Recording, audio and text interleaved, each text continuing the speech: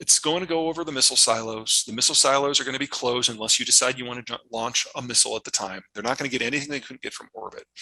But it's an opportunity for us to put a slow flying spy plane above it and a slow flying spy helicopter below it, get whisper sensors on it from the ground, and track for the next 9 days.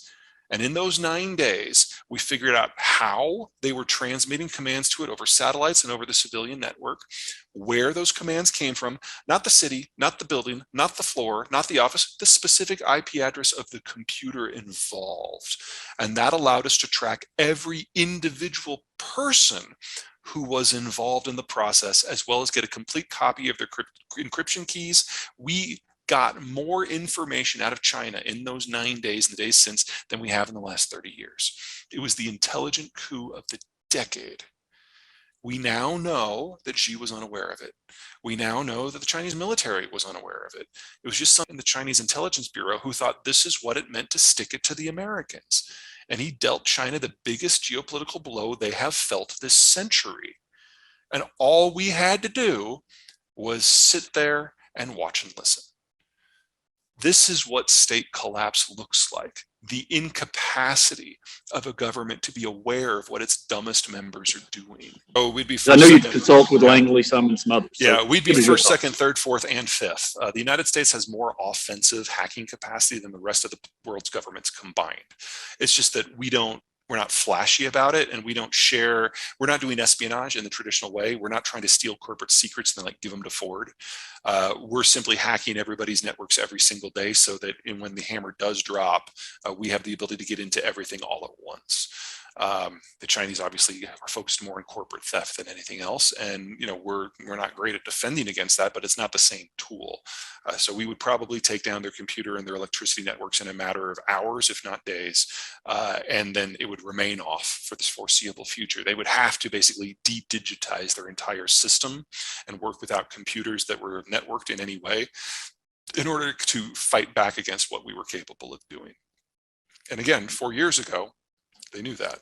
That's the number one threat. There's this number two threat that's rising rapidly. So let me deal with both of them because unfortunately they do interact.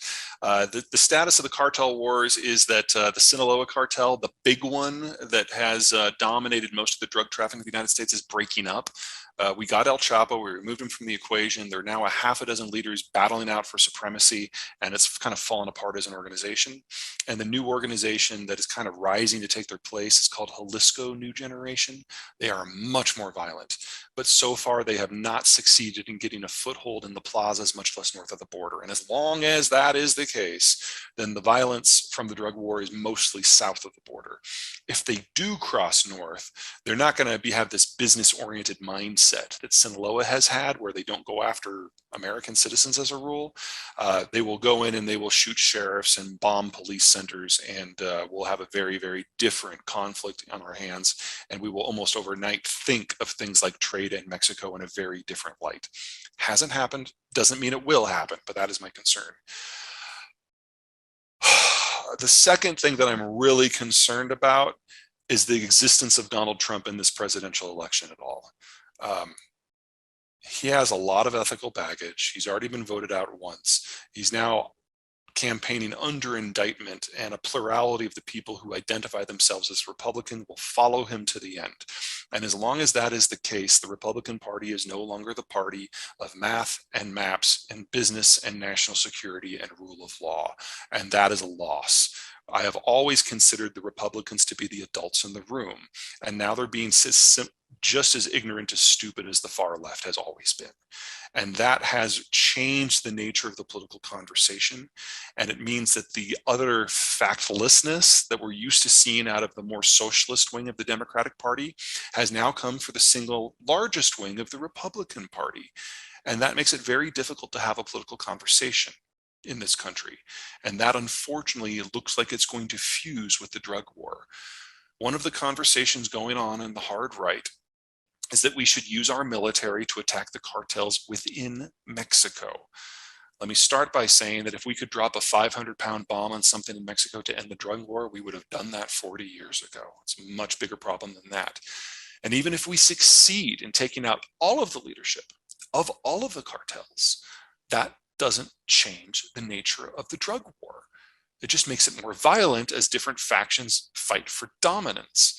Keep in mind that these are not terrorists. Terrorists use violence as a mean to a political end. They have a political goal in mind. Cartels are businesses after a fashion. They are responding to the factors of supply and demand, and taking out the leadership doesn't change the supply or the demand. In addition, we would be limited in our strikes to where we could actually reach. Most American military capacity, especially things like special forces, couldn't reach as far south as Mexico City. We would have to focus on the border zones and the northern border states. The northern border states are our best friends on the planet. They are more pro-American than most American politicians. These are the people that are integrated into NAFTA supply chains. Politically, economically, socially, culturally, they are on our side. And if we bomb them, they won't be anymore.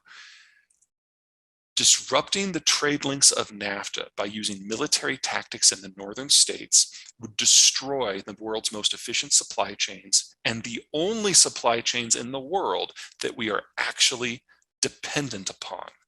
That would cost the average American somewhere between $5,000 and $8,000 a year in lost GDP per capita, probably double that in Texas and probably triple that in Houston.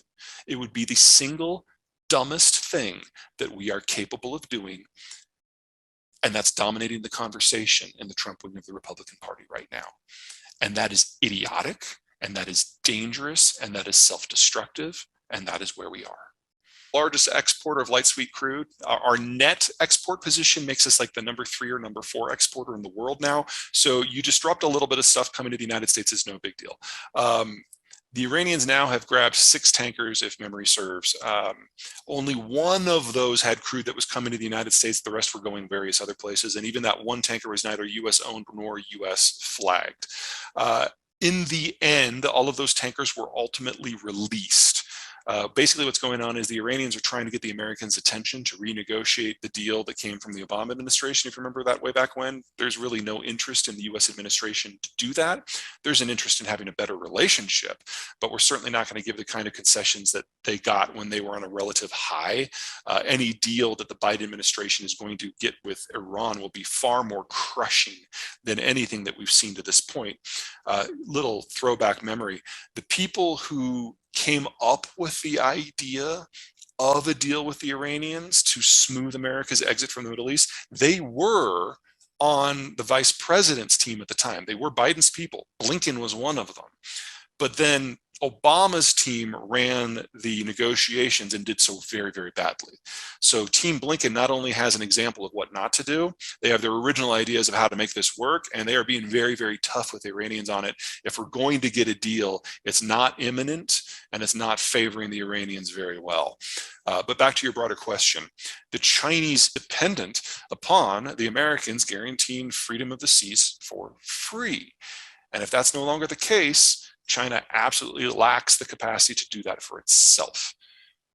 So to this point, because the crews weren't killed, because the tankers were ultimately released, the insurance folks were basically able to wave it away. There are specific clauses specifically for Iran in those contracts,